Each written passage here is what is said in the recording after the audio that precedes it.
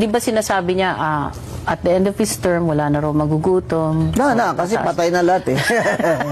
So, baligtad ang nangyayari. So, actually lahat, pinabantayan ko yung mga pronouncements ni Presidente. Lahat walang nangyayari. At makikita mo sa economic numbers. Oo.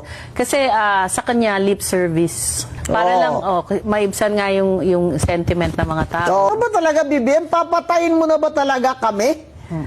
Pagkatapos nga ng term mo, tama ka na wala nang gutom kasi patay na silang lahat. Kasi ilang taon na siya. Di ba? 22, 23. Magpo-4 na. Magpo-4 years.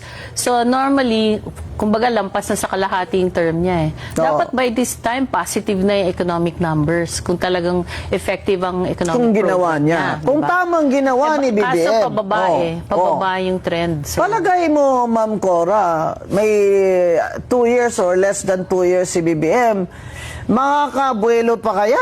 hindi na. Mahirapan siya.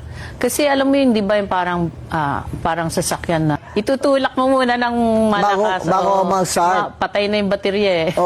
Di ba yung sabi ni Dr. Winnie Monsod na when she was asked, sabi niya, no, I'm not optimistic na kaya ni BBM there's no way ma-improve ang economy kasi because of the people around him. Kaya balita ko magbabalasa daw siya.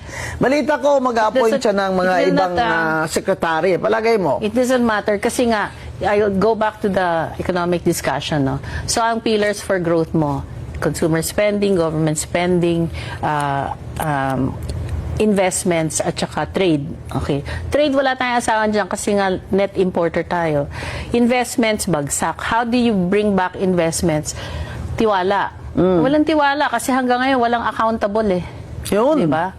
So, government spending, kailangan nila mag-curtail ngayon kasi nahuli na yung ghost projects eh, di ba? So, kaya bumaba na rin yung government spending. Pagbaba ng government spending sa construction, marami namang nawalan ng trabaho. Yan. Gutom na naman. Kaya household spending mo, mahina rin. Kasi kung nawalan ng trabaho, tumataas ang unemployment. Tapos underemployment, tumaas din. Ganyan. Tapos yung remittances mo, medyo mahina din. Although, medyo may bawi ng konti kasi mahina ang piso, pero mataas ang inflation. So, yun. Kaya yung household spending, yung paggagastos ng mga household ay humina. So, kung mahina ang merkado, yung mga korporasyon, manghihina din yan kasi anong bibenta nila kung walang bibili.